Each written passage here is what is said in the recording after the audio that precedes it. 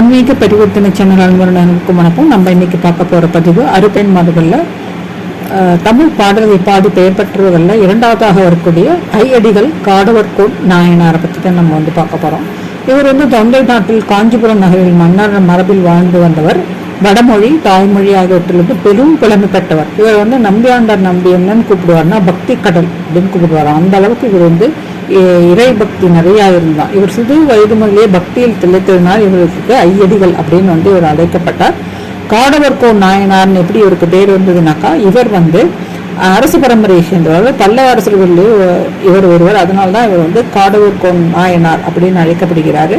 இவர் இறைவன் மீது கொண்டிருந்த அன்பினாலும் தொண்டு செய்வதனாலும் தொண்டு செய்ய எண்ணி இவர் என்ன பண்றாரு, தன்னுடைய அரசாட்சியை தன் மகன் கிட்ட கொடுத்துட்டு இவர் சிவத்தலங்களுக்கு யாத்திரை சென்று சிவபெருமானை தரிசித்து எல்லா கோவில்களிலும் வெண்பா அப்படிங்கிற பாடலை பாடின்னு வராரு. இவர் ஒரு தரத்திற்கு ஒரு வெண்பா அப்படிங்கிற முறையில இவர் நிறைய எல்லா கோவில்களிலுமே தரிசித்து வெண்பாவை பாடிக்கொண்டு வருகின்றார். இவர் செந்தமிழ்ல வெண்பா பாடல்களை பாடி இறைவனுக்கு சூட்டி வழிபட்டதுனால நெடுங்காலம் அந்த மாதிரி வாழ்ந்து இவனுடைய திருவடியை சென்று அடையக்கூடிய ஒரு பேரினை இவர் பெற்றார். இதுதான் இந்த ஐயடிகள் காடவர்கோன் நாயனாருடைய ஒரு வரலாறு. மீண்டும் அடுத்த நாயனாரை பற்றி அடுத்த வீடியோவில் பார்க்கலாம். நன்றி, வணக்கம்.